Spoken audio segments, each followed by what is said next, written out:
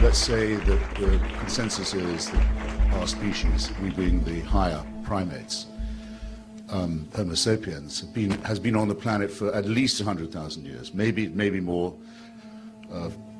Francis Collins says maybe 100,000. Richard Dawkins thinks maybe 250,000. I'll take 100,000. In order to be a Christian, you have to believe that for 98,000 years, our species suffered and died, most of its children dying in childbirth, most other people having a life expectancy of about 25, dying of their teeth, famine, struggle, bitterness, war, suffering, misery, all of that for 98,000 years. Heaven watches it with complete indifference. And then 2,000 years ago thinks, that's enough of that. It's time to intervene. The best way to do this would be by condemning someone to a human sacrifice somewhere in the less literate parts of the Middle East. Let's appear to the Chinese, for example, where people can read and study evidence and have a civilization. Let's go to the desert and have another revelation there. This is nonsense. It can't be believed by a thinking person. Why am I glad this is the case? To get to the point of the wrongness in the other sense of Christianity. Because I think the teachings of Christianity are immoral. The central one is the most immoral of all. That is the one of vicarious redemption. You can throw your sins onto somebody else. Vulgarly known as scapegoating, in fact, or originating as scapegoating in the same area, the same desert. I can pay your debt if I love you.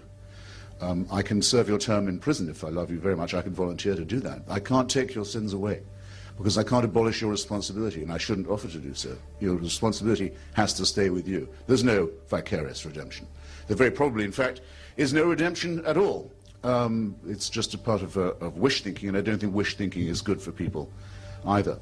It even manages to pollute the central question, the word I just employed, the most important word of all, the word love, by making love compulsory, by saying you must love.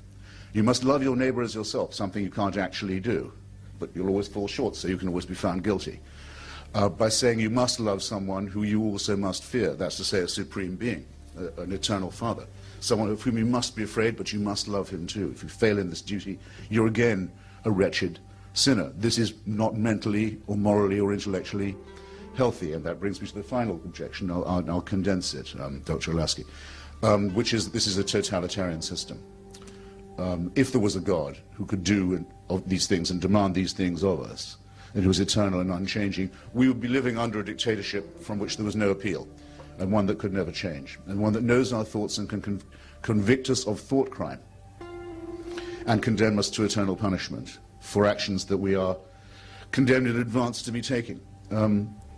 All this in the round, and I could say more, it's an excellent thing that there's absolutely no reason to believe any of it to be true.